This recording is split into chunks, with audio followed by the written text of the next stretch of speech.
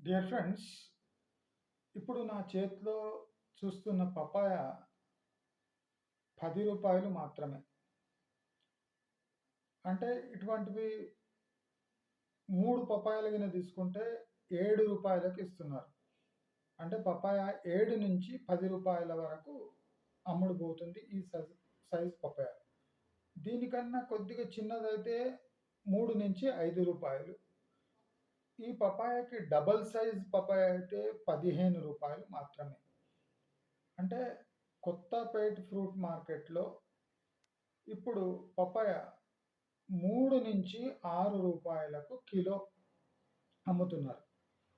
చిన్న చిన్న పపాయ అయితే రూ. 1.5, రూ. 2 మాత్రమే.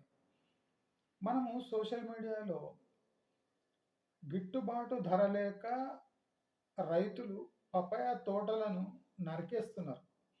అంటే ఫుల్ పపాయ కాపు వచ్చిన తోటలను వేటకడవలతో నరికి పారేస్తున్నారు. అంటే కోపంతో. అంటే గిట్టుబాటు ధర రాక తోటలనే నరికేస్తున్నారు. మన దగ్గర ఉన్న అంటే రైతులకున్న అవగాహన చూడండి. ఆ కాపు కాసిన పపాయలను టూటీ ఫ్రూటీగా మారిస్తే టూటీ ఫ్రూటీ రూ. 130-160 కిలో పోతుంది. మినిమమ్ అయితే 120, 100 రూపీస్ అయితే వస్తదా?